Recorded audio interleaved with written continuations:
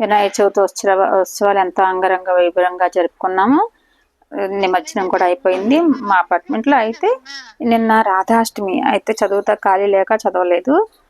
మళ్ళీ ఈ రోజు ఏంటంటే భాగవతం పుట్టినరోజు. అంటే పరీక్షిత్ మహారాజ్కి శుక మహర్షి వచ్చి బోధించాడు కదా, ఆయనకి 7 రోజులు చనిపోతాడంటే అప్పుడు శుక మహర్షి వచ్చి భాగవతం చెప్పాడనమాట. ఈరోజు భాగవతం పుట్టినరోజు, నెక్స్ట్ రాధాష్టమి, నిన్న రాధాష్టమి, ఈరోజు భాగవతం పుట్టినరోజు, నెక్స్ట్ దదీచి మహర్షి పుట్టినరోజు కూడా అన్నమాట, జయంతి మాట. అది దాని గురించి అన్నిటి గురించి చెప్పుకున్నాం. ఈరోజు కొంచెం పూజ అన్నీ అయిపోయాయని ఖాళీగానే ఉంది ఈరోజు. ఇంకా రాధాష్టమి గురించి చెప్పుకున్నాం. భాగవతంలో పెద్దగా చర్చించలేదు కదా రాధాకృష్ణుల గురించి. ఎందుకంటే ఆయనకంటే రాధాదేవిని తలుచుకుంటేనే ఆయన సమాధి స్థితికి వెళ్ళిపోయేవాడంట శుక మహర్షి. అందుకని రాధాదేవి గురించి చర్చించలేదు అనమాట. మిగతా పురాణాలన్నింటిలో కూడా రాధాదేవి గురించి ఉంటుంది. శుక మహర్షికి అంత ఇంకా తనకి లౌకిక స్థితిలో ఉండేవాడు కాదు మరి చెప్తారు కూడా, అందుకని రాధాదేవి గురించి చెప్పలేదని చెప్తారన్నమాట పెద్దలు.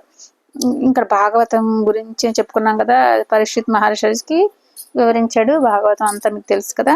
ఈ రాధాదేవి గురించి కొంచెం చెప్పుకుందాం. అంటే రాధా జయంతి గురించి భాగవతం చెప్పకపోయినా కూడా ఈ శ్రీకృష్ణుని అష్టమహిషులు ఉండగా కూడా ఎన్నో చోట్ల రాధాకృష్ణుల ఆలయాలే ఉంటాయి ఎక్కువ. ఎందుకంటే వారి కీర్తనలు బహు ప్రచారంలో ఉండటం వల్ల వాళ్ళు ప్రేమ స్వరూపులుగా, ప్రేమేక స్వరూపులుగా వారి గురించి చర్చడం చూసాం కదా. వారి గురించి లోకంలో ఎన్నో దివ్యగాథలు ప్రాచుర్యంలో ఉన్నాయి. అలాగే అనవసరమైన తప్పుడు గాథలు కూడా ఉన్నాయి. కానీ సూర్యుడు గురించి ఎవరన్నా తప్పుగా చెప్తే ఆయనకేమీ ప్రభావం కలగదు కదా. అలాగే రాధాదేవి గురించి తెలియకపోయినా తెలుగు తక్కువ కథలు ఇంకా చెప్పుకున్నా మనకు అనవసరం. ఆవిడ సూర్యుడు తేజస్సు లాంటిదని చెప్పుకుని శ్రీమద్ భాగవతంలో చాలా క్లుప్తంగా వివరించారు కదా రాధామధుల గురించి. ఏ పురాణాలు, మిగతా పురాణాల్లో దేంట్లో ఏమి చెప్పుకున్నామో చెప్పుకుందాం. ఫస్ట్ నేను చదివే దేవి భాగవతంలో నవమ స్కందంలో గోలోకం గురించి, ఎలాగైతే రాధాకృష్ణులు ఏకశక్తిగా అంటే ప్రకృతి పురుషుల రూపంగా ఉన్నారో వివరిస్తుంది కదా. ఫస్ట్ పుట్టిందే రాధాకృష్ణులే అని, రాధాదేవి శ్రీకృష్ణుడికి ప్రాణాదికని, అలాగే శ్రీకృష్ణుడు లేని రాధ లేదని, వారి నుండి బ్రహ్మాండాలు ఉద్భవించినట్టు అని చెప్పుకున్నాం. ద్విభుజ కృష్ణుని నుండి చతుర్భుజ నారాయణుడు ఎలా ఉద్భవించాడో, వారి నుండి వివిధ బ్రహ్మాండాలు ఎలా విస్తరించాయో, లక్ష్మి, గంగా, సరస్వతి, తులసి ఉద్భవం వంటివి వివిధ రోమాంచక ఘట్టాలన్నీ కూడా నవమస్కందంలో వివరిస్తుంది. మనం విన్నాము. శ్రీకృష్ణుడి శక్తి రాధగా నిలుస్తుంది అన్నమాట. అక్కడ రాధాకృష్ణులు వేరు అని అనుకోవడం వారికి మాయకు లోను కావడం అన్నమాట. ఆవిడ శ్రీకృష్ణ ఇద్దరు ఒకటే అన్నమాట. వాళ్ళిద్దరు నిత్యం అనుపాయునిగా ఉంటారన్నమాట అని దేవి భాగవతం ఇంకా ఉంది, చెప్పుకున్నాం. కొంచెం సింపుల్ గా చెప్తున్నాను. ఇంకా బ్రహ్మవైవర్త పురాణంలో ఏముంది? ఈ పురాణం సంపూర్ణంగా రాధాకృష్ణుల గురించి చెప్తుంది. బ్రహ్మ, ప్రకృతి, గణేష, కృష్ణ ఖండాలుగా ఉన్న ఈ పురాణాల్లో సగభాగం కృష్ణఖండమే ఉంటది. ఈ పురాణం అంతా కూడా రాధాదేవి తత్వం గురించి, రాధామాధవులను నారీశ్వర తత్వంలో వివరిస్తుందన్నమాట. ఈ పురాణం ప్రకారం శ్రీకృష్ణుడే పరబ్రహ్మ, రాధమ్మే పరబ్రహ్మ మహిషని, దుర్గా, లక్ష్మి, సరస్వతి ఇత్యాది ప్రకృతి రూపాలన్నీ కూడా రాధ నుండి ఉద్భవించినవి అని, స్త్రీతత్వాన్ని ఎవరైనా అవమానిస్తే రాధను అవమానించినట్టని చెప్తుందన్నమాట ఈ పురాణం. ఈ చైతన్య మహాప్రభు అయితే ఇత్యాది భక్తి రస వేదాంతులకు పరమ ఉత్కృష్టమై ఈ బ్రహ్మవైవర్త పురాణం అన్నమాట. అతనికి ఎంతో ఇష్టమైందన్నమాట. శ్రీకృష్ణ లీలలు, రాధాకృష్ణుల రాసలీలు, వ్రజభూమి అంటే బృందావనంలో వారి ఆటపాటలు వంటి ఎన్నో శ్రీకృష్ణ మానవావతారంలో ప్రధాన ఘట్టాలన్నీ కూడా విపులంగా వివరించబడ్డాయి అన్నమాట. అక్కడ అమ్మవారి చైతన్య తత్వం గురించి ప్రకృతి ఖండం విస్తారంగా చెప్పబడింది అన్నమాట అక్కడ. ఇంకా బ్రహ్మాండ పురాణంలో ఉపోద్ఘాత పర్వంలో పరశురాముడు గజాననుని దంతం తన పరశువుతో ఖండించినప్పుడు పార్వతీదేవిని శాంతపరచడానికి రాధా సహిత కృష్ణుడు ప్రత్యక్షమయ్యి తన సహోదరుని వరడింప చేస్తాడని, అప్పుడు పార్వతి అమ్మవారు వారిని చేసిన స్తోత్రం గృహే రాధే వనే రాధే అని జగత్ప్రసిద్ధమట అది. ఇంకా స్కాంద పురాణంలో వైష్ణవ ఖండంలో భాగవత మహత్యం వర్ణనలోను, వాసుదేవ మహత్యంలోను శ్రీకృష్ణుని ఆత్మగా రాధమ్మను కీర్తిస్తారన్నమాట.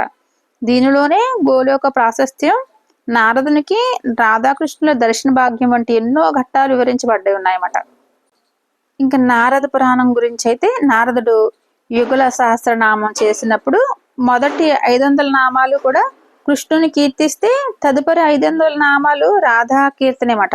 అమ్మవారి తత్వం అర్థం చేసుకోవడం కోసం నారదుడు బృందావనంలో ఒక గోపిగా అవతరించి రాధమ్మ ఒక పారదర్శినిగా ఆత్మానందం అనుభవిస్తాడనమాట.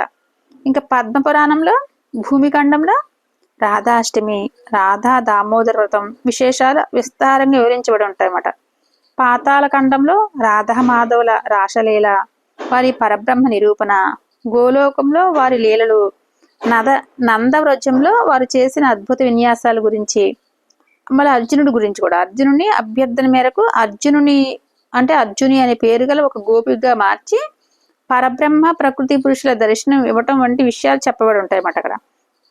ఇంక విష్ణు పురాణంలో అయితే 13వ సర్గలో రాసలీల వివరణ, రాధ యొక్క గొప్పదనం వంటి విషయాలు చెప్పబడి ఉన్నాయన్నమాట. గర్గ సంహితలో దీనిలో రాధాకృష్ణుల రాసలీలలు, వారి దివ్య ప్రబోధాలు, బృందావనంలో వారి గర్గ సంహిత గురించి చెప్పుకుంటున్నాం కదా. దీనిలో రాధాకృష్ణుల రాసలీలలు, వారి దివ్య ప్రబోధాలు, బృందావనంలో వారి ఆటపాటల గురించి, అటుపై రాధ విరహ వేదన గురించి, మరలా సిద్ధాశ్రమంలో వారి కలయిక వంటి అద్భుత లీలలు వర్ణించబడనమాట. గర్గుడు ఎంతో భక్తిగా, ఎంతో సంహిత చాలా ఇదిగా చెప్తాడనమాట. ఇంకా ఋగ్వేదంలో అయితే రాధా సంహితలోను, అధర్వణ వేదంలో కూడా రాధా తపనీయ ఉపనిషత్తులో రాధా స్తోత్రాలు ఉన్నాయని పెద్దలు చెప్తారు.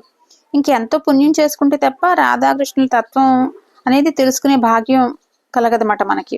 ఆ లీలలో అనుభవించి కృష్ణుల్లో మోక్షం కలిసే అవకాశం ఉంటుందని పురాణాల్లో చెప్తున్నారు అనమాట. మనకి పురాణాల వల్ల తెలిసింది. ఈ పురాణాల ద్వారా తెలుసుకున్నామని చెప్పుకున్నాం కదా. ఎంతో పుణ్యం చేసుకుంటేనే ఇది తత్వం తెలుసుదని, ఇటువంటి ఉత్కృష్టమైన తత్వం రాధతత్వం అన్నమాట. అంటే ఇది మనం తలుచుకున్న పాపరాశి అంతా దగ్ధమైపోతుంది అన్నమాట మనకి. రాధే రాధే రాధే రాధే రాధే రాధే, హరే కృష్ణ హరే కృష్ణ హరే కృష్ణ, రాధే రాధే రాధే, జై రాధాదేవి కీ జై.